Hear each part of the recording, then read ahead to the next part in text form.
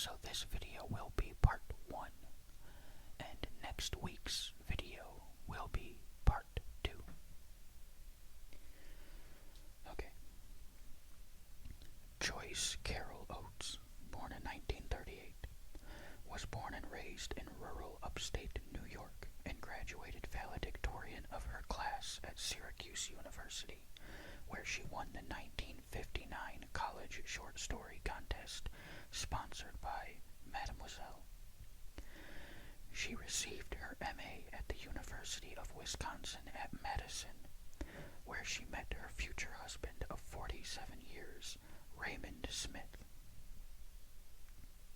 After teaching at the University of Detroit and the University of Windsor, Ontario, she became a professor of creative writing at Princeton University in 1978, a position she still holds. She wrote relentlessly from the age of 14, producing novels and then throwing them away as she honed her talent. Her first novel, With the Shuddering Fall in 1964, has been followed by more than 50 others, as well as more than 30 short story collections, 10 volumes of poetry, a dozen collections of essays and criticism, 8 novellas, 8 collections of plays, and 8 books for children and young adults. Although some critics fault her for her prolificacy, as they might have Dickens in another era, few cavil with her excellence. She has been a deserving candidate for the Nobel Prize for a quarter century, only her lack of strident political views denying it to her. She has been nominated for an astonishing 6 National Book Awards, winning for the novel Them in 1970. Generally regarded as among her greatest works are A Garden of Earthly Delights in 1967, Black Water in 1992, a fictional version of the Chappaquiddick incident in which Senator Ted Kennedy caused the death of a campaign aide, We Were the Mulvaneys in 1996, a national bestseller when it was picked for Monroe for Oprah's book club, and Blonde, 2000, a fictional account of the life of Marilyn Monroe.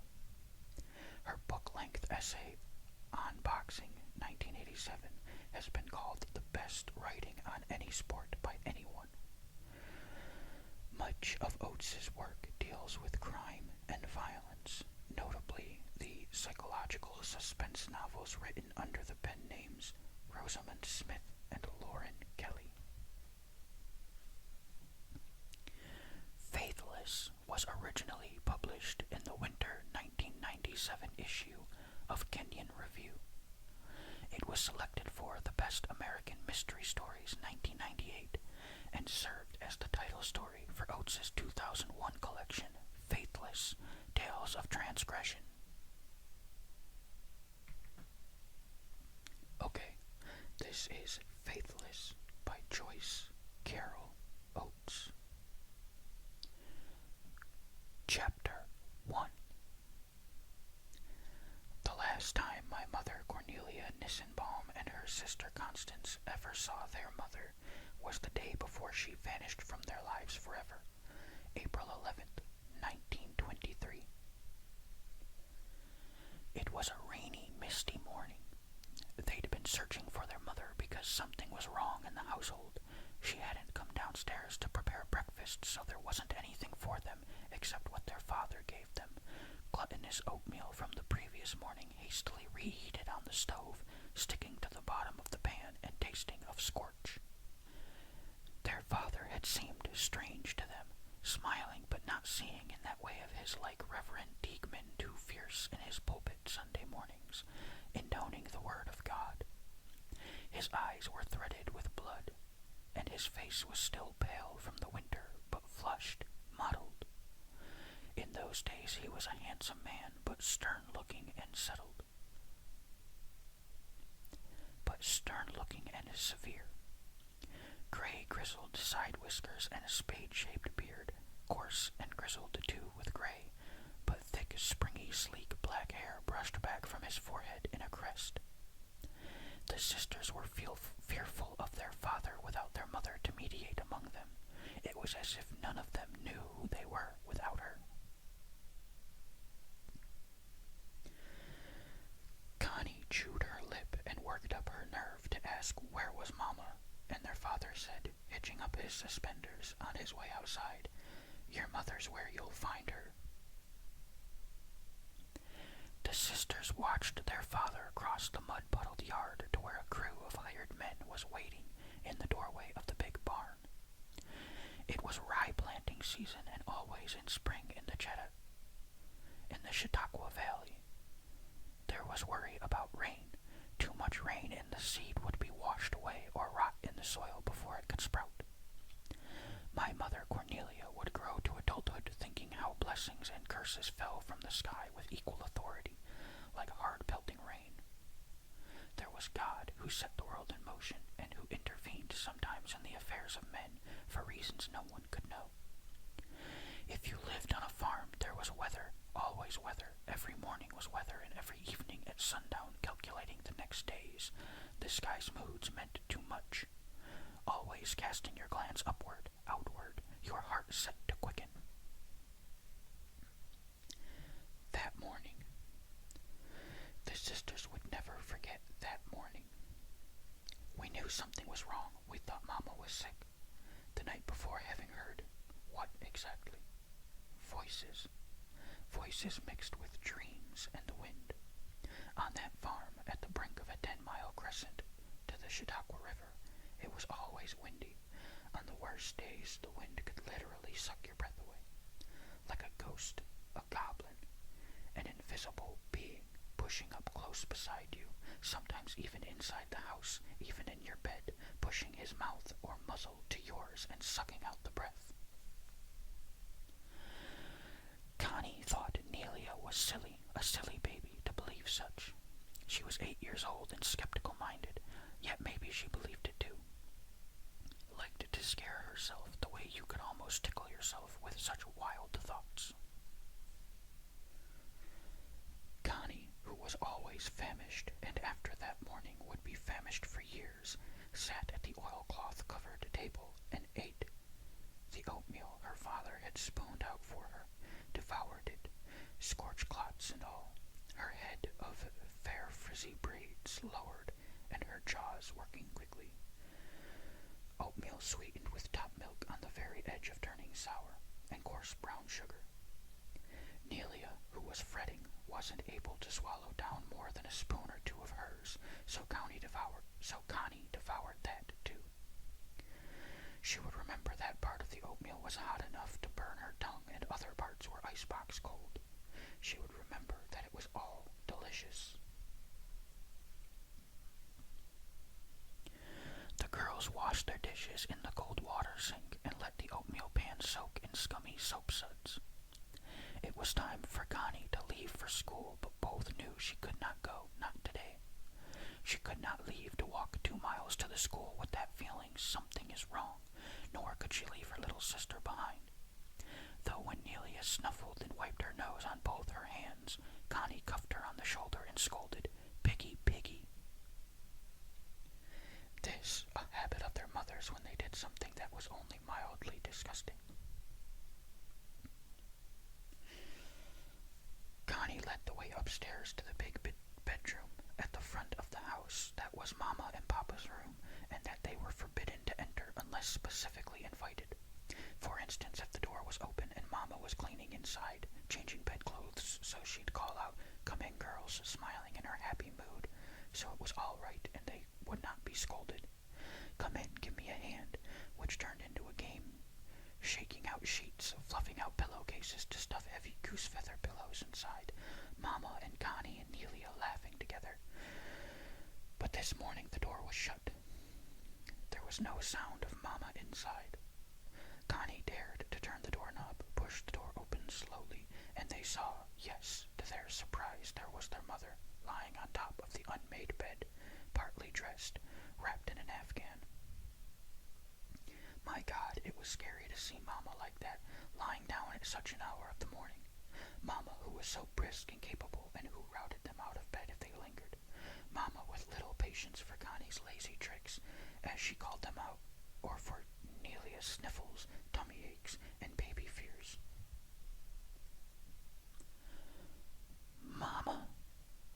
Nellie's voice was cracked. "Ma," Nelia whimpered. Their mother groaned and flung an arm across one of the pillows lying crooked beside her. She was breathing hard, like a winded horse, her chest rising and falling so you could see it, and her head was flung back on a pillow, and she'd placed a wetted cloth across her eyes mask-like, so half her face was hidden. Her dark blonde hair was disheveled, unplaited, coarse and lusterless as a horse's mane, unwashed for days. That rich, rank smell of Mama's hair when it needed washing. You remember such smells, the sisters would say, some of them not so nice smells, all your life. And the smell in their parents' forbidden room of, was it talcum powder, sweaty armpits, a sour, sweet fragrance of bedclothes that no matter how frequently laundered with detergent and bleach were never truly fresh. A smell of bodies, adult bodies, yeasty, stale. Papa's tobacco, he rolled his own crude paper cigarettes, he chewed tobacco in a thick tarry black wad, and Papa's hair oil, and that special smell of Papa's shoes, the black Sunday shoes always kept polished, his work boots, etc., he kept downstairs in the closed-in porch by the rear door called the entry. In the step-in closet close by the bed, behind an unhemmed length of chintz, was a blue speckled porcelain chamber pot with a detachable lid and a rim that curled neatly under it, like a lip. The sisters had their own chamber pot, their potty as it was called. There was no indoor plumbing in John Nissenbaum's farmhouse as in any farmhouse in the Chautauqua Valley well into the 1930s, and in poorer homes well into the 1940s and even beyond. 100 yards behind the house, beyond the silo, was the outhouse, the latrine, the privy, but you would not want to make that trip in cold weather or in rain or in the pitch black of night, not if you could help it. Of course, the smell of urine and a fainter smell of excrement must have been everywhere, the sisters conceded years later, as adults reminiscing. But it was masked by the barnyard smell, probably. Nothing worse than pig manure, after all. At least, we weren't pigs. Anyway, there was Mama on the bed that was so high from the floor you had to raise a knee to slide up on it and grab onto whatever you could, and the horsehair mattress so hard and ungiving. The cloth over Mama's eyes she hadn't removed, and beside Mama in the rumpled bedclothes her Bible, face down, pages bent. That Bible her mother-in-law, Grandpa Nissenbaum, had given her for a wedding present, seeing she hadn't one of her own. It was smaller than the heavy black family Bible, and it was made of limp ivory leather covers, and had onion skin pages the girls were allowed to examine but not to turn without Mama's supervision. The Bible that would disappear with Gretel Nissenbaum forever. The girls begged, whimpered, "Mama, Mama, are you sick?" At first there was no answer, just Mama's breath coming quick and hard and uneven, and her olive-pale skin oily with heat like fever. Her legs were tangled in the afghan, her hair was strewn across the pillow. They saw the glint of Mama's gold cross on a thin gold chain around her neck, almost lost in her hair. Not only a cross, but a locket, too. When Mama opened it, there was, inside, a tiny strand of silver hair once belonging to a woman the sisters had never known, Mama's own grandmother she'd loved so when she was a little girl. And there were Mama's breasts, almost exposed, heavy, lush, beautiful, almost spilling out of a white eyelet slip, rounded like sacks holding warm liquid, and the nipples dark and big as eyes. You weren't supposed to stare at any part of a person's body, but how could you help it? Especially Connie, who was fascinated by such, guessing how one day she'd inhabit a body like Mama's. Years ago she'd peeked at her mother's big milk-swollen breasts when Nelia was still nursing, jealous, awed. Nelia was now 5 years old and could not herself recall nursing at all, would come one day to believe, stubborn disdainful that she had never nursed, had only been bottle-fed. At last, Mama snatched the cloth off her face. "You! Damn you! What do you want?" She stared at the girls as if, clutching hands and gaping at her, they were strangers.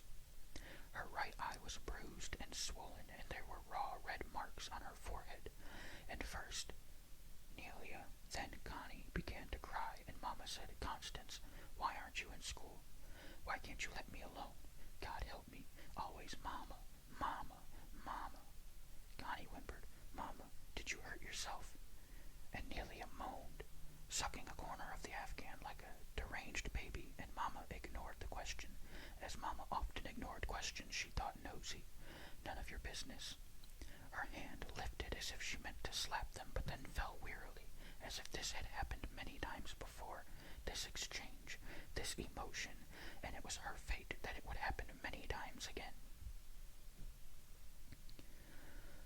A close, sweet, stale blood odor lifted from Mama's lower body, out of the folds of the soiled Afghan. That odor neither of the little girls could have identified except in retrospect, in adolescence at last detecting it in themselves. Shamed, discomforted, the secret of their bodies at what was called, invariably in embarrassed undertones, that certain time of the month.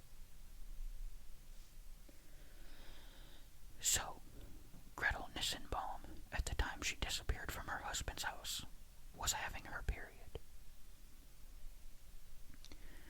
Did that mean something or nothing? "Nothing," Cornelia would say sharply. "Yes," Constance would insist, "it meant our mother was not pregnant. She wasn't running away with any lover because of that." That morning, what confusion in the Nissenbaum household. However, the sisters would later speak of the encounter in the big bedroom, what their mother had said to them, how she'd looked and behaved. It had not been precisely that way, of course, because how can you speak of confusion? Where are the words for it? How to express in adult language the wild fibrillation of children's minds, two child minds beating against each other like moths, how to know what had truly happened and what was only imagined. Connie would swear that their mother's eye looked like a nasty dark rotted egg, so swollen, but she could not say which eye it was, right or left. Nelia, shrinking from looking at her mother's bruised face, wanting only to burrow against her, to hide and be comforted, would come in time to doubt that she'd seen a hurt eye at all, or whether she'd been led to believe she saw it because Connie, who was so bossy, claimed she had. Connie would remember their mother's words. Mama's rising, desperate voice. "Don't touch me. I'm afraid. I might be going somewhere, but I'm not ready. Oh God, I'm so afraid." And on, saying she was going away, she was afraid, and Connie trying to ask where was she going, and Mama beating at the bedclothes with her fists.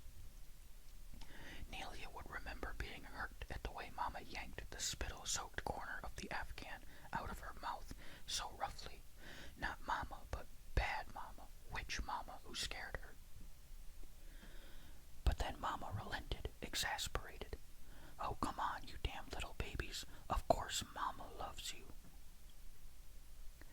Eager then as starving kittens, the sisters scrambled up onto the high, hard bed, whimpering, snuggling into Mama's arms, her damp, snarled hair, those breasts. Connie and Nelia burrowing, crying themselves to sleep like nursing babies. Mama drew the Afghan over the three of them as if to shield them. That morning of April 11th, 1923.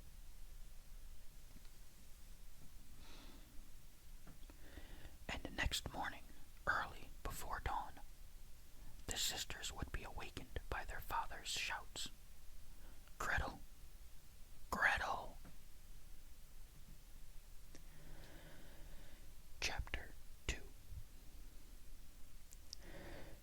Never spoke of her after the first few weeks, after the first shock. We learned to pray for her and to forgive her and to forget her. We didn't miss her. So Mother said in her calm, judicious voice, a voice that held no blame. But Aunt Connie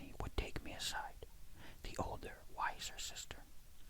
It's true we never spoke of Mama when any grown-ups were near. That was forbidden. But God, we missed her every hour of every day, all the time we lived on that farm. I was Cornelia's daughter, but it was Aunt Connie I trusted. No one in the Chautauqua Valley knew where John Nissenbaum's young wife Gretel had fled, but all knew or had an opinion of why she'd gone. Faithless she was, a faithless woman. Had she not run away with a man, abandoned her children? She was 27 years old and too young for John Nissenbaum, and she wasn't a Ransomville girl. Her people lived 60 miles away in Chautauqua Falls. Here was a wife who'd committed adultery, was an adulteress. Some might say a tramp, a whore, a slut.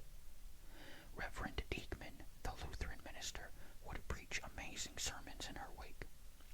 For miles through the valley, and for years well into the 1940s, there would be scandalized talk of Gretel Nissenbaum, a woman who left her faithful Christian husband and her 2 little girls with no warning, no provocation, disappearing in the middle of a night, taking with her only a single suitcase and, as every woman who ever spoke of the episode liked to say, licking her lips, the clothes on her back.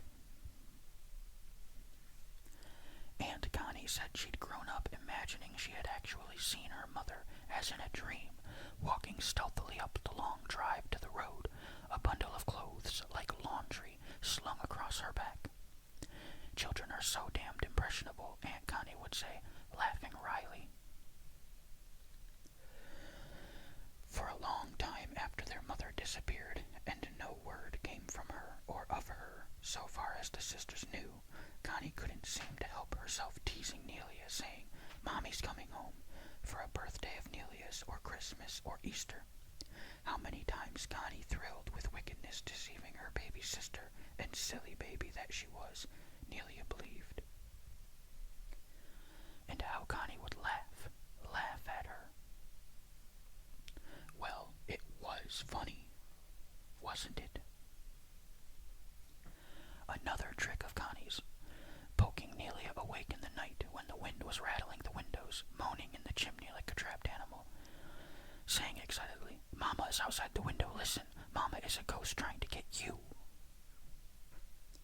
Sometimes Nelia screamed so, Connie had to straddle her chest and press a pillow over her face to muffle her. If they'd wakened Papa with such nonsense, there'd sure have been hell to pay.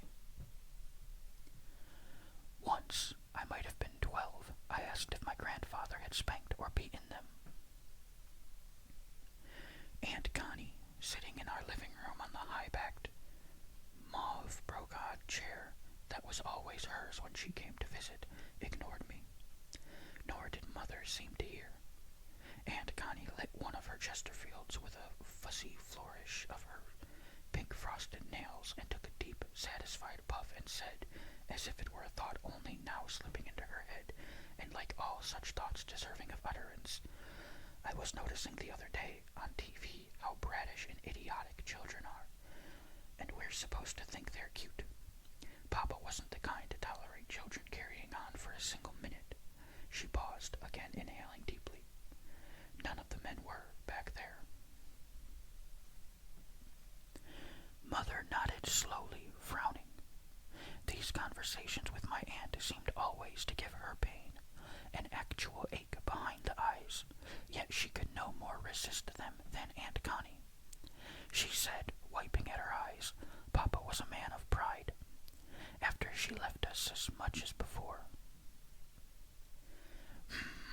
Aunt Connie made her high humming nasal sound that meant she had something crucial to add, but did not want to appear pushy. "Well, maybe more, Nelia. More pride. After." She spoke insinuatingly, with a smile and a glance toward me. Like an actress who has strayed from her lines, Mother quickly amended, "Yes, of course.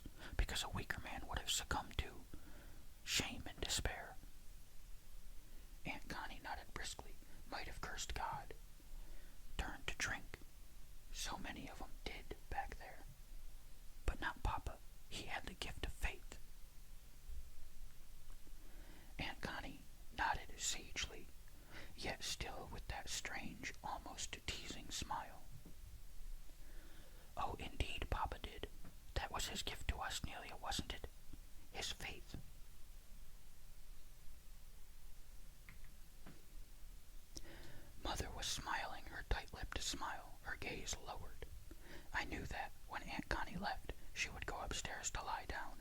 She would take 2 aspirins and draw the blinds and put a damp, cold cloth over her eyes and lie down and try to sleep. In her softening, middle-aged face, the hue of putty, a young girl's face shone wrapped with fear. Oh yes, his faith. Aunt Connie laughed heartily. Laugh, laugh. Dimples nicking her cheeks and a wink in my direction.